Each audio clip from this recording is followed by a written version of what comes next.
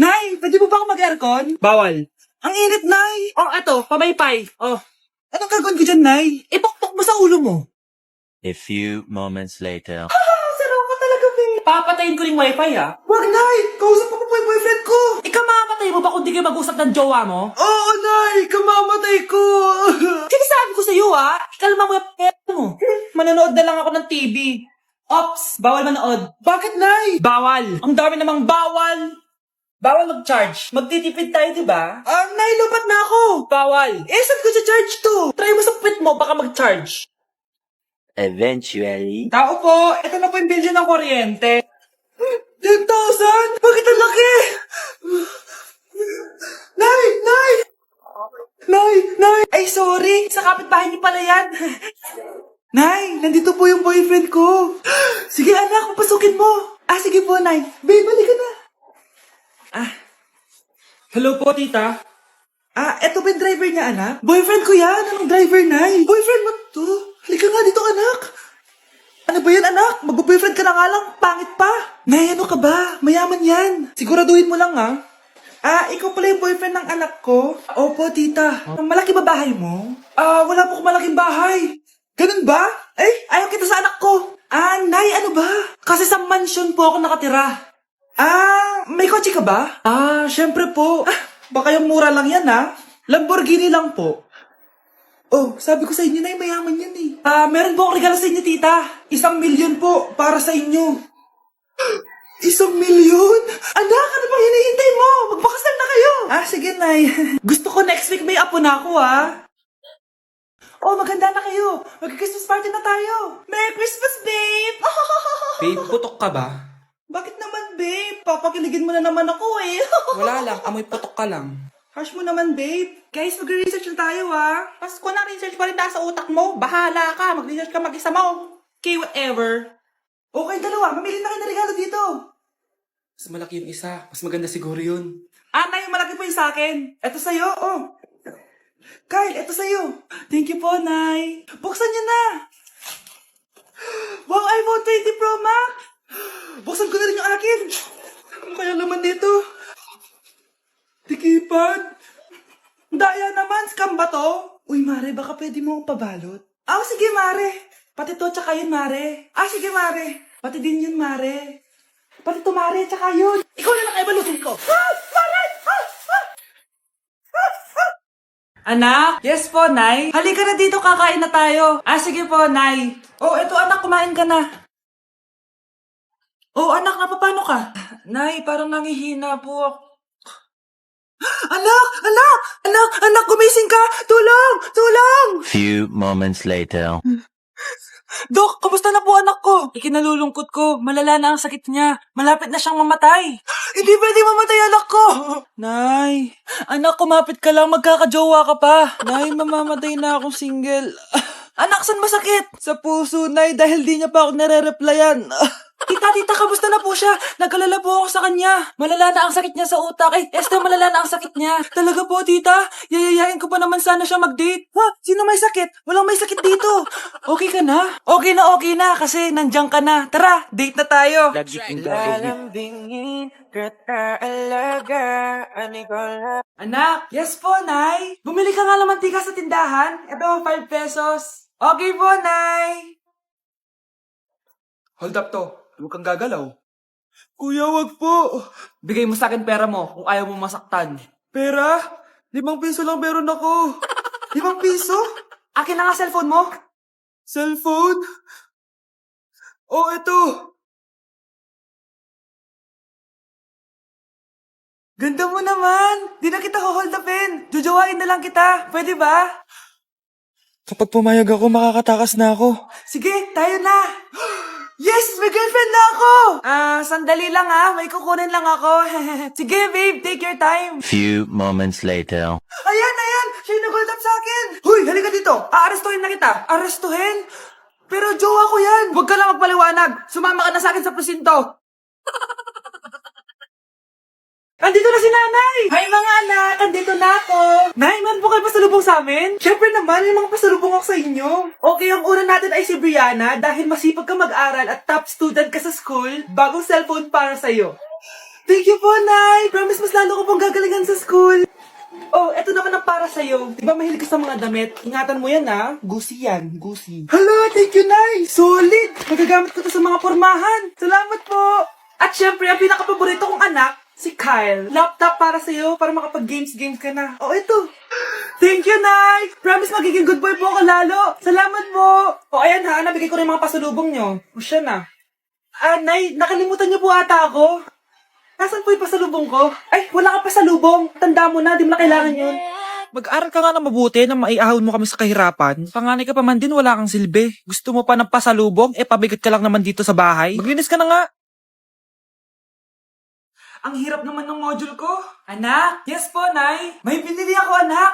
Tiyan! Magic bola to. Sasabihin niya lahat ng mga sagot sa modules mo. Talaga, Nay? Oh, eto anak. Gamitin mo. Yes, so wakas. Di na ako mahihirapan sa module ko. Bubuksan na natin to. Okay, Magic Bola. Ano ang sagot sa number 1? Letter A. Okay, ano ang sagot sa number 2? Letter C. Yes, mapa-perfect ko na to. Magiging top 1 na ako. Nay, tapos ko na po lahat ng modules ko.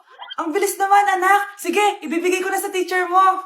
Few moments later. Anak, congrats! Ikaw ang top 1! Talaga, Nay? Dahil dyan, ikaw ang ilalaban sa mga pinakamatalinong estudyante dito sa Pilipinas. Sige, pero pwede ko bang dalhin si Magic Bola? Hindi pwede, anak. Ballpen lang daw yung pwedeng dalhin. Anak, may bisita ka. Sino po, Nay? Oh, anak, napano ka? Ba't parang nakakita ka ng multo? Ah, wala, Nay. Ma'am, kamusta naman po yung anak ko sa school? Isusumbong ko si Kyle sa inyo, ma'am. Ma'am, bakit? May ginawa ba siya? Yang anak mo kasi. Ano po, ma'am? Napakagaling, oo. Masipag at matalino yan sa school, ma'am. Opo, tama, Nay. Ay, buti naman. Akala ko kasi kung ano na ginagawa nito eh. Kaso ano, ma'am? May mga kailangan lang ako itanong sa inyo, ma'am, kung totoo ba tong nasa test paper ni Kyle. Patay ako nito. O sige, ma'am. Unang tanong, anong pangalan ng nanay mo? Susan, ang sagot niya. Tama ba, ma'am? Tama naman, ma'am. Pangalawa, ano ang trabaho ng nanay mo? Ang sagot niya, housewife. Tama ba? Oo, ma'am, tama. Okay. Pangatlo, ano ang gustong ginagawa ng nanay mo sa'yo? Pinaglulutuan, binibigyan ng baon. Tama ba? Oo naman, mahal na mahal ko yan si Kyle. Ano ang ayaw na ginagawa ng nanay mo sa'yo? Wala naman nakalagay dyan, di ba, ma'am? Kasi wala naman ako ginagawang masama sa kanya. Ang nakalagay dito ay palaging inuutusan. Pinapalo ng hanger. Anay! Binabato ng kaldero, sinisigawan, minumura, at pinapalayas. Tama ba, ma'am? Walang iya ka, anak. Halika rito. Nay, wag mo. Pinapalo pala kita ng hanger, ha? Halika rito, matatamaan ka sa akin. Nay, test paper lang yan eh. Ma'am, kumalma ka. Kumalma? Kasalanan mo to eh. Ikaw una matatamaan sa akin. Sabi ko na kalalayas na ako eh. Nay, eto na po yung pagkain ni tatay. Thank you, anak. Pwede ba ako pumasok, Nay? Wag na muna, anak. Baka ma-stress yung tatay niyo eh. Sana gumaling na si tatay. Ang tagal niya na kasing paralyzed eh. Sige, Nay. Alis na ako. Mahal, papakainin na kita ha. Naglutuan ka ni Scarlett. Nay, eto na po yung pagkain ni Ano yun, Nay? Ang baho. Ay, anak, mamaya mo na ibigay yan. Papaliguan ko muna yung tatay mo. Nagpupo na naman. Sige, Nay. Tao po, delivery po. Ano po yun? Kay Susan po, importante daw po to. Si nanay. Ako na lang po magbibigay sa kanya. Nay, may nagpapabigay po nito sa inyo. Binasa mo ba to, anak? Hindi po, Nay. Wag na wag mo tong babasahin, ha? Sige po, Nay. Mamamalengke lang ako na uulamin natin, ha? Ikaw muna magbantay ng bahay. Ano yun? Bakit sobrang baho naman? Saan nanggagaling yun?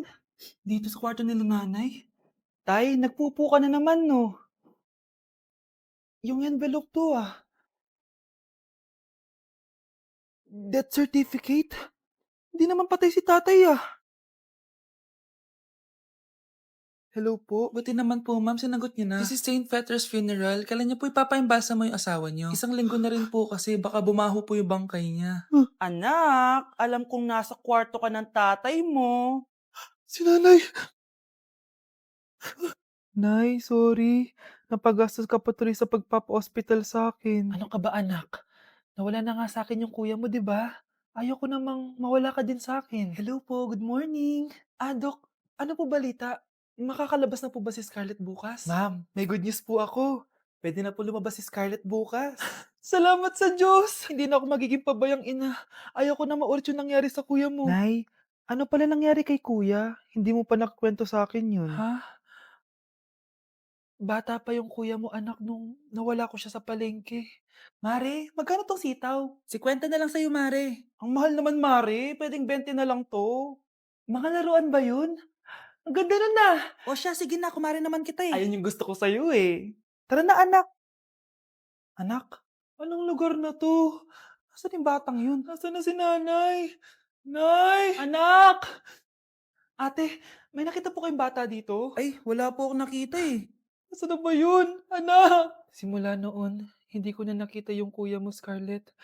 Hanggang sa may pumuntang pulis sa bahay natin.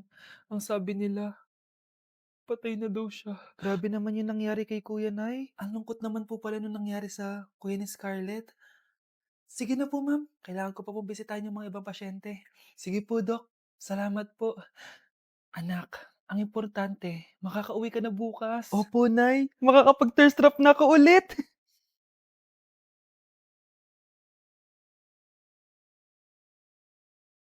Anak, tara na, uwi na tayo. Nay, may pinapabigay pala si Doc sa'yo. Oh, ano naman kaya to?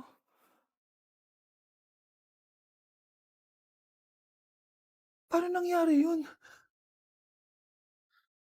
Nay, bakit po? Mga sinungaling kayo? Paano niya nagawa sa akin to, ha? Nay, anong sinasabi mo? Hindi namin maintindihan. Ikaw, Scarlett. Sabi mo doktor ka, di ba? Bakit katulong ang trabaho mo sa New York, ha? Nay. Ikaw, Brianna. Teacher ka, di ba? Bakit nakita ka nilang nasa bar at sumasayaw-sayaw ka pa? Ikaw, Michael. Akala ko may engineer na ako. Ngayon pala, nangi-scam ka lang ng tao! Bakit niyo tinago sa akin to, ha? Nay, hindi kasi ako nakapasa bilang nurse sa New York. Sabi nila, mas magaling kasi talaga si Brianna compare sa akin. Kaya rumakit muna ako bilang katulong para makapag-aral ulit. Oo, Nay. Sumasayaw ako sa bar. Pero di ko binibenta ang katawan ko. Kinilangan ko lang yung pera para makagraduate na ako bilang teacher. Ayoko na kasi manghingi sa'yo eh. Ang baba kasi ng sweldo ng engineer, Nay. Kaya humanap ako ng paraan para kumita ng pera. Alam ko mali ang pagiging scammer pero yun ang bumuhay sa akin, Nay. Mga anak! Sana sinabi niyo sa akin. Pamilya tayo dito, 'di ba? Magtutulungan tayo. Bakit tinago niyo sa akin? Natakot kasi kami, Nay, na baka ma-disappoint ka namin. Alam kasi namin yung paghihirap mo. Mapag-aral lang kami. Anak ko kayo. Gagawin ko lahat para sa inyo. Sa tingin niyo ba hindi ko kayo tatanggapin, ha? Kaya itigil niyo na yung mga ginagawa niyo. Lalo ka na, Miguel. Opo, Nay. Sama-sama tayong bumangon. Nay, sorry. Wow, ang sweet naman. Isa ka pa. Gusto mo talaga masira itong pamilya namin, no? Lumayas ka dito, pamilyang peke! Ano? Palibhasa, di ka mahal ng pamilya mo. Mga ate, kuya, proud pa rin kami sa inyo. Mga anak, simula ngayon, sama-sama na tayo, ha? Walang iwanan at walang magtatago, ha? Promise? Promise, Nay. Hindi na kami magtatago.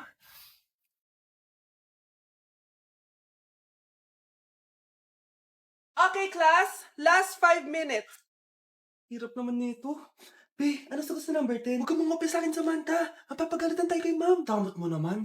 Ayaw mo akong pakopyahin ha? Bilisan nyo, class. 1 minute na lang. Ma'am, nangangopya po si Scarlett sa akin, no? Apakasinungaling mo, Samantha. May nangangopya pala dito? Bagsak ka na sa akin, Scarlett.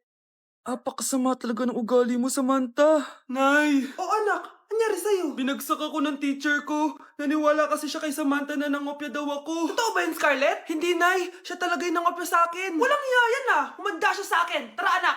A few moments later. Ma'am, bakit niyo po kami pinatawag dito? Eh, kasi ang anak mo, sinungaling. Siya naman talaga yung nangopya kay Scarlett, eh. Hindi po totoo yan. Para malaman natin kung sino nagsasabi ng totoo sa inyong dalawa, mag-quiz na lang kayo ulit. Patay ako nito. Humanda ka ng mapahiya, Samantha. Okay, time's up. Pass your papers. Scarlett, naka-perfect ka. Yes, talino talaga ng anak ko. Samantha, wala kang tamang sagot. Ikaw talaga ang totoong nangungopya. Nakakahiya ka, Samantha. Humanda ka sa akin sa bahay. Tara! Huwag po, Nay.